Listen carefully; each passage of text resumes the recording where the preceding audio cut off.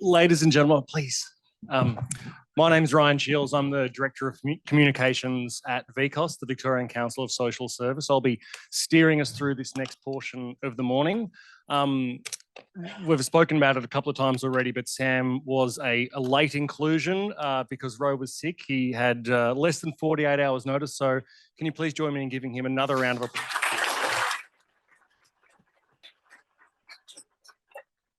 There is a distinct maritime theme here this morning, as you've no doubt worked out already. I did have all my row your boat jokes planned. They've been cast overboard, so we're just going to have to work with what we've got. Thank you, seriously, genuinely, Sam, for a wonderful presentation and including at short notice. I'm going to ask Sam a couple of follow-up questions so we can tease out some of the things he's brought to our attention. And then I'll be introducing our wonderful panel in depth when we can tease out those issues somewhat further. But then we do want to hear from you when we want to get some questions from the audience. So as we're conversing, have a think what you might want to ask of the panel as a whole. We're going to be having two roving mics floating around the room. I'll point them out when we get to that stage of the session, but just raise your hand and make yourself known and we'll bring a microphone to you and we can get those questions in and get that conversation rolling along. So Sam, I might just start, you mentioned that figure of 35% of complaints or thereabouts coming in are probably related to disability. And it was interesting because some of the examples you used were quite blatant breaches of somebody's rights. I'm wondering, are we seeing an increase also of those ones that are a bit more subtle or a bit more, you know, in the past we would have said flying under the radar? Are people seeking to enforce their rights in those areas a bit more, or are we still mainly seeing those overt ones coming to our attention? We've seen a change. Our stats over the last year have been blown out a little bit by discrimination over the pandemic, and not those traditional ones. So people from groups of society that you wouldn't generally consider would have a discrimination complaint. But I think the pandemic has raised this idea in people's heads that it's not just, you shouldn't just accept it, that even an employer is not offering a reasonable adjustment, like working from home, if that's reasonable, or letting you do things hybrid, or even offering an accessible chair, that is discrimination. And I think if you're sitting in your home, you've probably had a gutful. If you're locked in your house and you're saying this is not good enough, or you're being forced to you're being dragged into the office and you're putting yourself at risk health-wise, then it's no longer acceptable. And in that sense, I think people have realised their rights a little bit more, and are willing to stand up and say, I want that adjustment.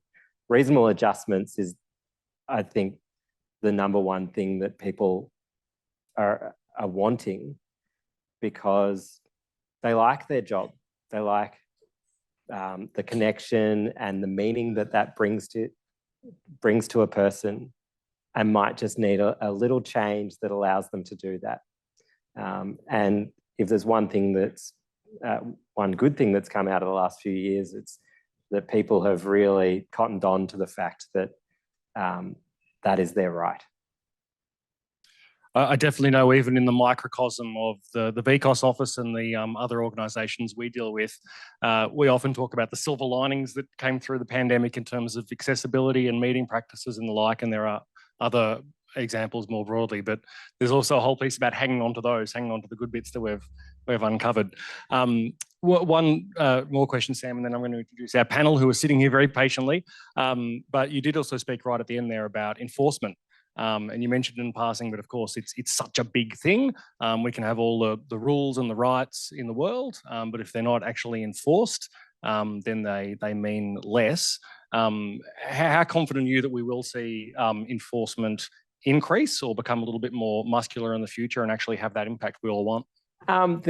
So the Disability Inclusion Bill, and if if the government does create this new Disability Inclusion Commissioner with enforcement powers, that will also be a really positive change. I think there's a broad range of changes happening in the community, and the process that we've been undertaking over the last few months with the federal government in advocating for a federal Human Rights Act, where there would be overarching reforms with enforcement powers.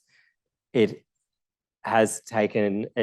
allowed us to take a look at what's happening in Victoria and say, okay, we've had these laws for the Charter of Human Rights and Responsibilities for over, nearly 20 years now, and saying, what are the gaps in there? And then advocating for reform at a state level. And if we can change those laws, then we can change people's lives. There's no one law that's going to change everything. But from our perspective at the Human Rights Commission, advocating for law changes in a range of areas of life and a range of laws and a range of jurisdictions, it all goes to helping. I mean, on the weekend, I was picking a weed called gorse in the bush up near your way, and went to a workshop on how to change gorse. And they're like, or how to get rid of the gorse problem in Victoria. And gorse is like this horrible spiky weed. And they pulled out the biological weapons of these moths and spider mites and all sorts of things. And then they showed us the poisons, and then they showed us these new machines. And it's like that. Discrimination is like gorse, in that no one thing is going to stop it. But the more tools that we use, then we reduce that weed that we have in our community. It's a hideous and beautiful visual. Thank you for that. But you're right. And that's almost a beautiful segue. I'd like to bring in our panel here now. To my left, to your right, Chris Varney. Chris is the chair of the Victorian Disability Advisory Council. I'll get him to explain in a moment what that means. He's a proud autistic man, and he's the founder and the head of the ICANN network. Welcome, Chris. And I'll bring in Caitlin in a moment, but I just want to give Chris an opportunity here, and so we're all very clear in the room. Chris and Caitlin, for that matter, are not a part of the Victorian government. We're going to be hearing from the minister later in the day, but they're part of the Victorian government's advisory group. So, Chris, I might get you to speak to that. What is the group that you're part of, and what role does it play in this ecosystem? Thanks, Ryan. You spoke so well, Sam. You're a very hard act to follow. You're great. So VDAC, Victorian Disability Advisory Council, is 13 disabled individuals, very, very diverse. And we are selected by the Victorian government to represent the disability community. And we advise the minister independently. And then I guess in spaces like this, we are in effect independent advisors, but we are representing the work that we've been doing with the minister. So we would encourage you. We have a 3-year term. Our term is up in June 2025. In this room is a lot of talented people who would make fantastic VDAC counsellors. So we'd encourage you to look at VDAC, and when our term is up, you can throw your hat in the ring to apply. I guess there's moments in VDAC where you are both advising and advocating on things that you see to a minister's office on, what real world change would look like for disabled individuals, but it is an advisory role principally. Fantastic. And I might get you to introduce Caitlin, who's another member of the Advisory Council. Great. So, yeah, as I said, Caitlin and I are one of 13 councillors. Caitlin's from the City of Knox. Caitlin's an amazing advocate and advisor. Do you want me to ask the questions of Caitlin now, or do you want to? Feel free. No worries. Well, firstly, we might cover off a very informal one. Who do you back for in footy, Caitlin? I go for Hawthorn in the AFL, but I go for Collingwood in the AFLW just because I found having the stronger athletes. I love Monique Conti because she's all around basketball, football. So I followed Collingwood for that, but now I found out she's at Richmond, so Interesting. But yeah, Collingwood and Dave and Hawthorn, definitely. Yeah. Now, Caitlin has many talents. You also carry a footy team on weekend. Do you want to tell us about just briefly, the Mazenod All Abilities team? What you're doing there is pretty remarkable. Yeah, sure. So Mazenod All Abilities is our Waverley. We are sponsored under the Mazenod College, but it is a disability program. This year alone, we've had 45 members strong. So we've had two teams. We've had our whites and our blues, and I represent the white team.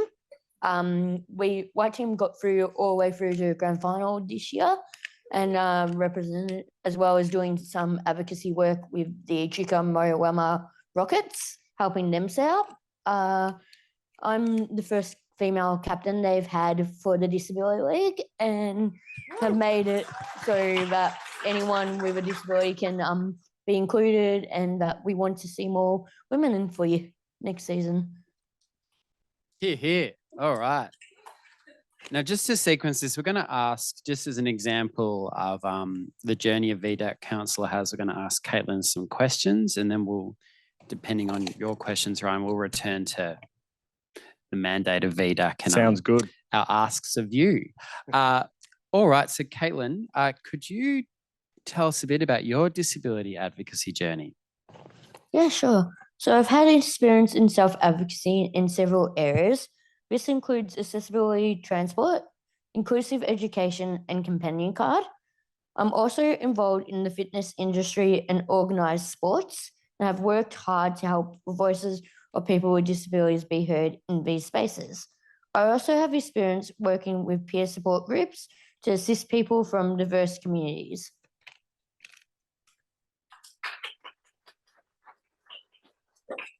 Thanks, Caitlin.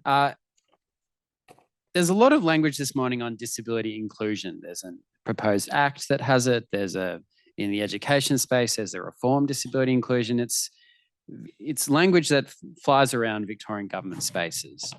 Caitlin, what does disability inclusion mean to you? Yeah, it means a lot to me. It's important that people with disability can be involved in their communities and have the same rights as everyone else. Often barriers prevent people with disability from enjoying these rights, like lack of accessible transport options. Too often, we are only allowed to learn and work in segregated settings. We can't get real employment without access to real education. Too often, our ability to make decisions and exercise control over our own lives is questioned. The solutions that have been developed for us by people without disabilities often don't work for us. I'm proud that I'm a voice for myself, and by representing my own concerns, I'm helping many other people in my community. I'm proud of the things I've done to present issues to government, such as helping draft VDAC's submission to Victorian Parliament inquiry into access to TAFE for learning with disabilities. My work as a self-advocate is contributing to improvements that everyone will enjoy. I share my insights with ministers, with senior public servants, and with other disability advocates. I want to be an advocate for all people who haven't had a voice up until now, particularly women with intellectual disability. That is the work I'm passionate about, and that is what has brought me here today.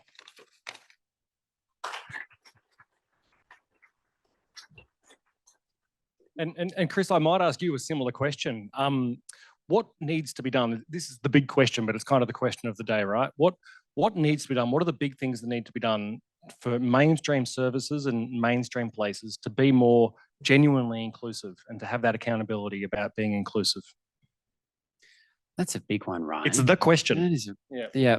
You spoke very well, Caitlin. I'm going to set some of the framework, and I guess and then I'll come to it on a more personal level. We're in a room of a lot of NGOs here, and having been in the NGO sector for a long, long time, there's always more we can do to coordinate our efforts. And language is a great enabler of coordination. And I think if you compare Victoria to other jurisdictions across Australia, we are very fortunate that we have a state disability plan and multiple plans in particular disability communities. We have a state disability minister. And we also have conditions in Victoria that make it pretty easy for us to access communities that don't frequently get a voice. We're, relative to the rest of the country, a small state. It's pretty easy to travel Victoria. So we've got a lot of advantages there.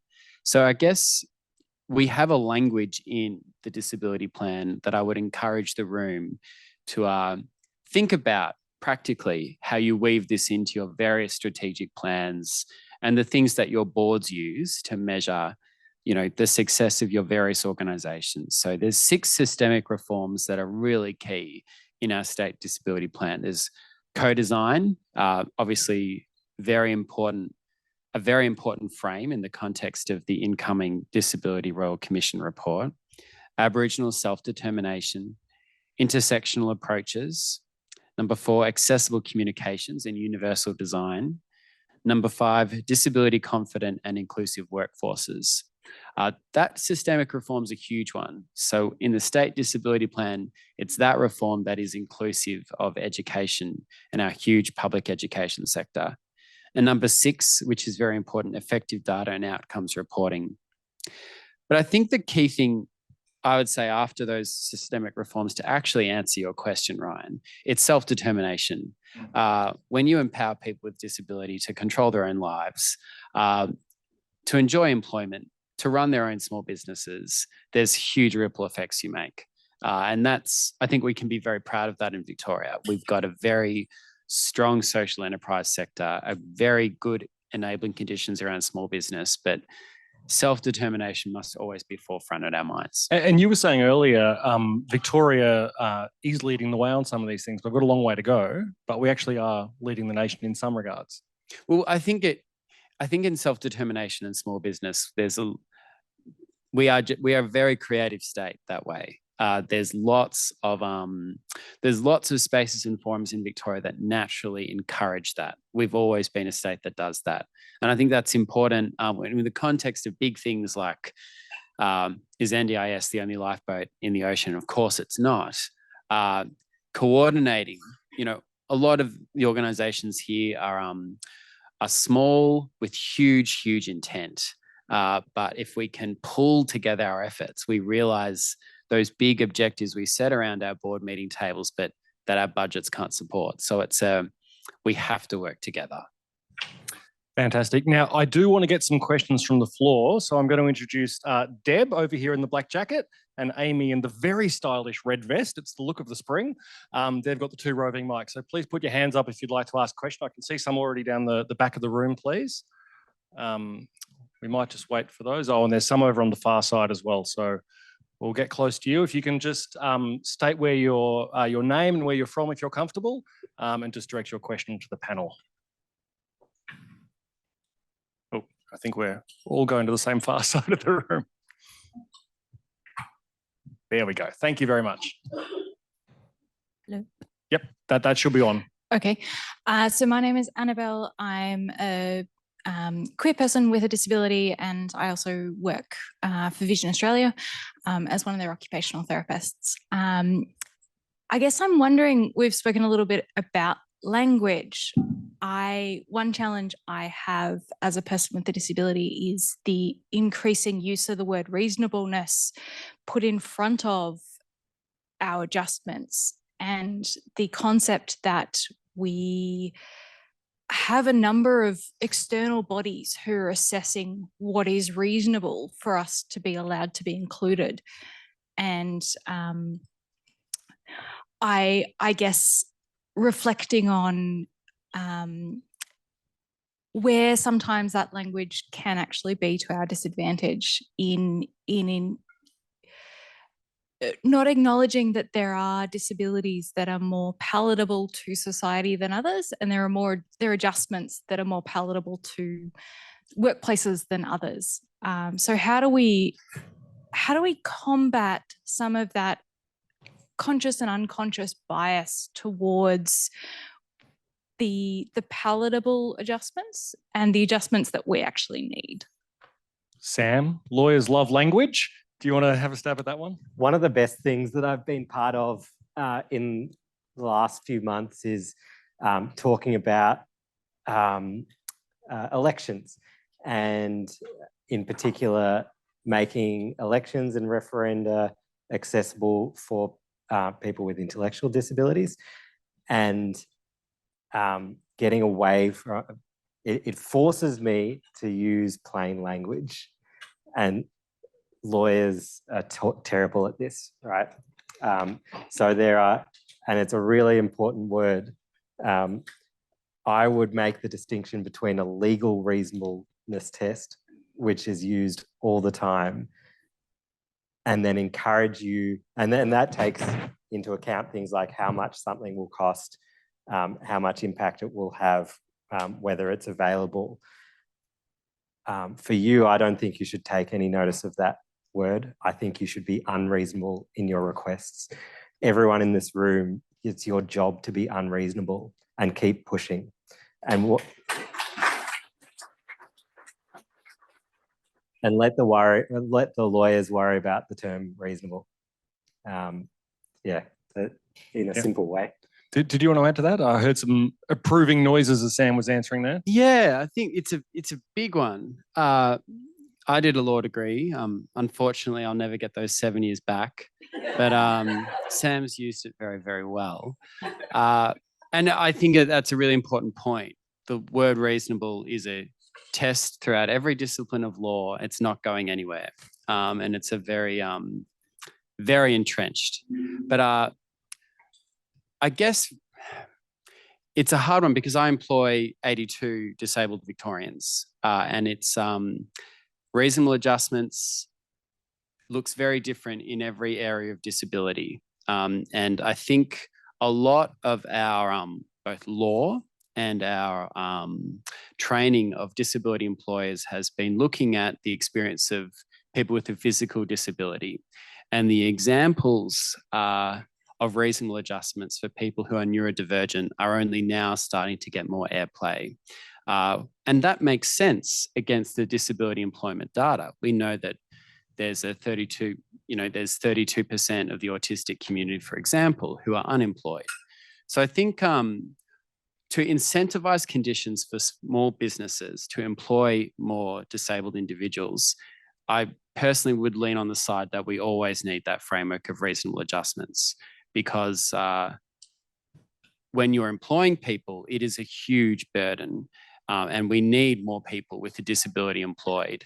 So I think we would be, if we create a big momentum out there that disparages that framework of reasonable adjustments, we are probably potentially increasing the barriers for people to be employed in small business.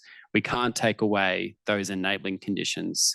What we can do is give more examples and case studies of successful reasonable adjustments and what they look like as more disability communities get greater access to employment. So it's case studies, which are so important. Over the weekend, I was with two small business owners who are both kicking huge goals for disabled employees, but we don't have a great framework for sharing these stories and measuring their outcomes and bringing up those insights to support the whole ecosystem of disability employment. So that's just my 2 cents. And just while we're speaking about language in passing, Caitlin, a bit of a question without notice for you, but I think I've heard you speak on this in the past. Sam mentioned forms and how hard they can be and some of the tricky language that we often find in forms and how difficult that makes them to navigate. What's your experience? How do you think we're going with that? Do you think we're getting better? It's a tricky one to say because not everyone's disability is the same. So like, for instance, I've got friends that have the same disability as me, but reading levels could be different compared to what education you got. So like me going to one school compared to my mate, which was at another school. I still struggle with reading forms, and I still have to have my support workers help or my parents help me read the form out so it makes sense. I think with paperwork, it needs to be in a way that is inclusive to all and fits a one scope demographic. So like if they're targeting it to people with intellectual disability, have forms that are like intellectual, cognitive, have it in different categories. So you could go up and say, hey, I need this form, but I need it in a way it's going to help me understand it. Yeah, the same way we have forms in different languages. Yeah. Yeah. Wonderful. Thank you, Caitlin. Now we had a few extra hands up. Yes, at the back, I think, in the. Oh. We'll go here to the lady in black, and then we'll go over here to the side with Amy.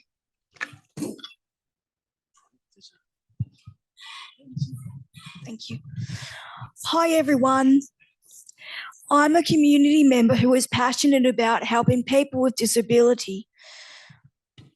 Ever since I have left school, I have been on a number of disability advocacy committees. And within school, in my last few years, I went to a specialist development school where I was both school vice captain and school captain. What I have noticed is really missing is disability representation in mainstream media. I want people with disability to be on mainstream television, not just as a news story. I want us to be on the front line, to be in movies and TV shows. Most importantly, have them audio described. Especially safety campaigns where there is no dialogue, there's only music. If these are not accessible, we will not get the message and not know what's going on. And if we don't know what's going on, we can't be part of the conversation. So what is the government doing to make our voices heard? Where's our representation?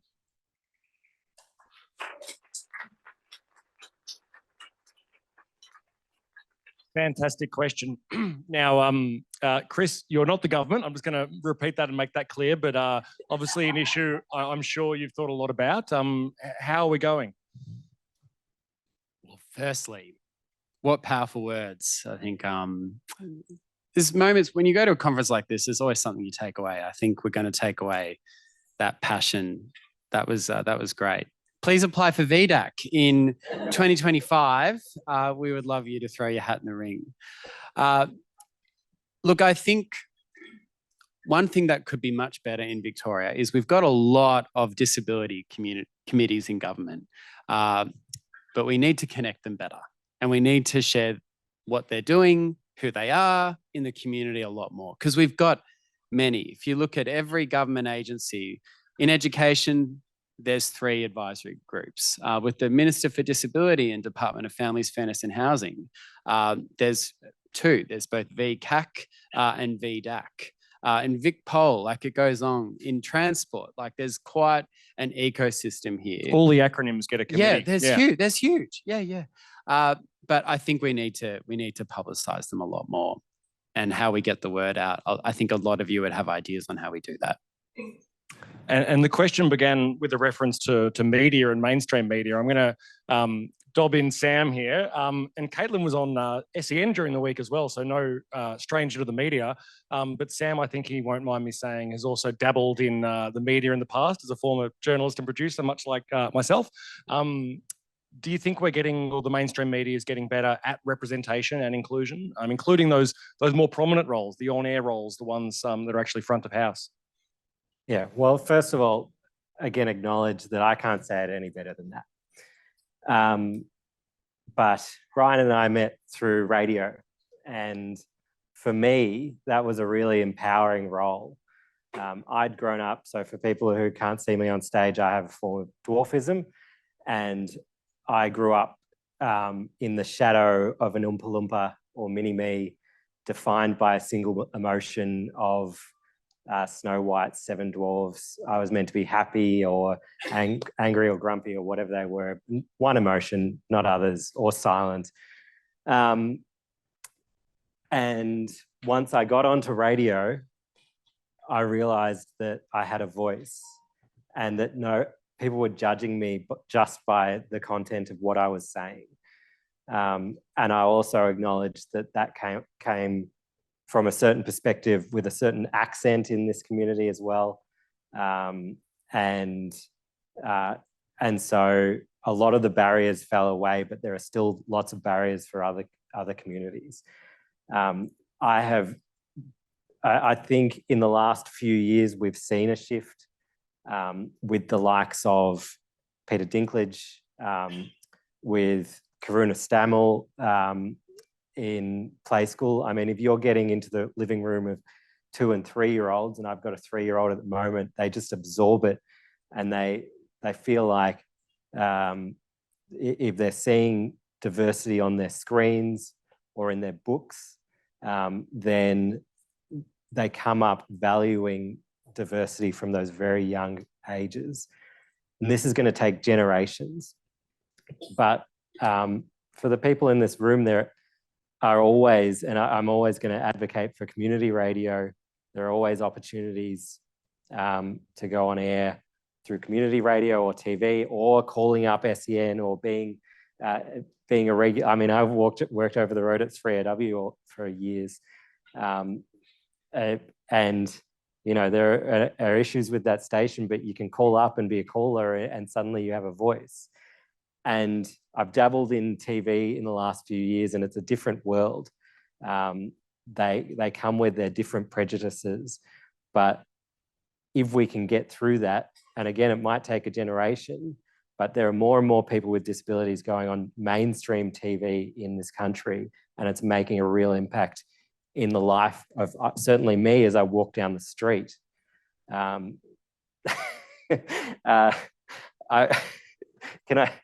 tell a little. I won't take too long, but I was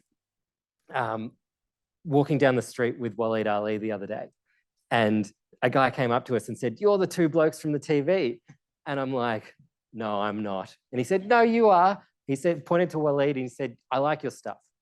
And then he pointed to me and said, You're a bit right-wing for me, but you're still funny." And I don't know who he was, but I'm not being judged by a disability. I'm being judged by what someone said on TV, and I'll just claim it. Known right-winger, Sam Drummond. All right. Fantastic. Let's go to a question over here. Hi, my name's James. I sit on the slightly more different side of mental difference. I work as an NDIS.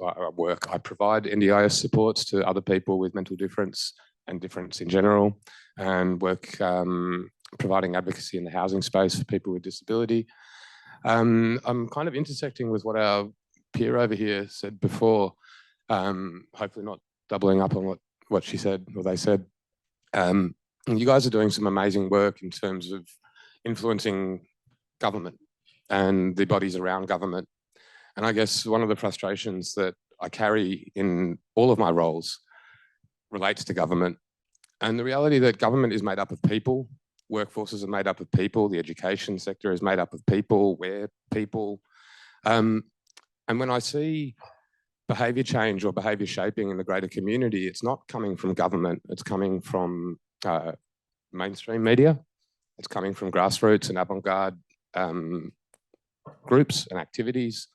And I'm wondering if anyone on the panel can speak about putting energy towards the greater community, shifting people's way of thinking as individuals that they can then take into the workplace or into their sports group or into their lounge room, and maybe spending a little less time wasting our breath talking to government and a little more time talking to the people that vote for them.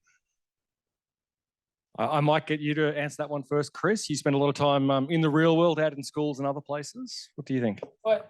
I think at the crux, you're right. At the crux of your question, politicians, wet their finger and feel the air and where the wind is blowing. So you're spot on. Like advocacy is citizen empowerment and policy change. So we need to be thinking, how do we help the everyday Victorian really be a champion for disability? Completely agree. Caitlin, I think did I see body language that meant you had something to chime in there? Yeah. Go for it. So I think the other thing we need to consider in this, and it's a question I would like to ask the audience, who has a brother or sibling in this audience? Because that's one thing that could lead to change as well. Like I've got a younger sister that's grown up watching me with a disability. She's now a psychologist and is wanted to do that because of seeing the barriers of disability. If the government could speak to like siblings or family groups and making sure that they're going into their communities and speaking on what they've seen as a person living alongside someone with a disability, that is another change we're making, having them raise people around them that has not had any chance to meet someone or talk to someone with a disability. That is also a way we're changing the barriers at the moment, having them step into roles and become managers down the track themselves or company owners themselves, and training their staff and training people around them on inclusion. Absolutely. And I might ask a follow-up on that as well, because you, as you mentioned earlier, you're heavily involved in sporting clubs, and also you work in a fitness complex, I think, in Melbourne's east. What role can sport and community groups like that play? Yeah, most definitely. So sporting clubs can reach out the most because, like, for some people with disabilities, that might be their only connection for a week. Like, I've got players in my team that do day programs, but they've said that their most enjoyment is coming to a club once a week where they've got the training, they can socialize with other people like them, and we hang out together and make friendship connections, like off the field and on the field. Like, we play once a week, we train once a week. Now the season's over, a lot of our players though have made friends with teammates, and that we're like, this week alone, for instance, I've got 2 of my players' birthday parties where we're all going into sea to hang out.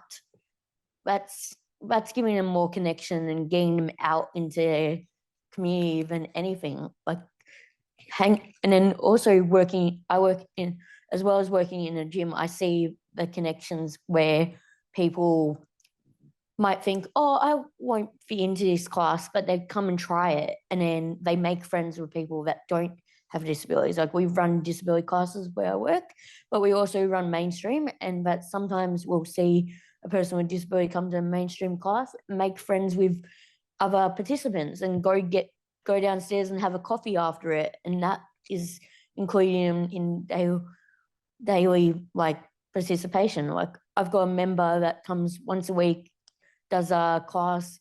He now has connection with, we see it every week. He comes down and hangs out with a few of the other participants now, to the extent that these other participants wait downstairs for him, and like, so he can hang out with them as soon as they go up.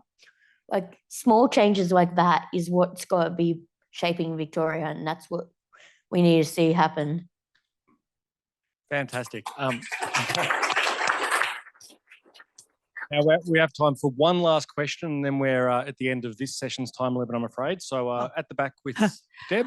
Hi, my name is Sundra, and 2 parts. It's not a question, but firstly, for Caitlin, have you heard of the easy to read documents? The easy to read documents? Easy, yep. Easy to read, yeah. Yes. So those are very good because especially with diagrams and so on, and it's a smaller language. Yeah, definitely. The only thing I find with the easy read is that we might also be taking out a big scope of the population. Though, like, for me, I can, how do I explain this? For me, I've been told my level of English is quite good. But then when you see the government documents and they're like 30, 40 pages long and go into big depth, but then you go down to the easy read, which is a paragraph and the writing, like, where's the middle ground? Like, that you need to have it that it's like easy enough that you can understand and be like, okay, this is what the like for instance, I'm trying to think, the documentation we did last year with VDAC, the easy English document and the inclusion documents, like, if they're in a paragraph form and not just a picture, and then be like, we have created a document as this, and it explains what the document is instead of clicking onto other things to read what that document is. Like, we're taking away so much out of the easy English, that there needs to be a middle concept. Here, here. Brian, Thank you. also Yes, on please, that, Sam. just on, and I think that deserves a clap. Last week in my letterbox, I got the pamphlet for the referendum, and like 2,000 words on each on the Yeah. yes and the no campaign. And we've been promised that there's an easy language version of it coming out, but I don't know where it is. And it's time for it to stop being an afterthought. Like, it's like something you do. Will we see it before we have to vote? I don't even know. I second that. Yeah, we need to be getting it out when everyone else is getting it. Because at the moment, it's just like, it is an afterthought. Folks, please join me in thanking our panel.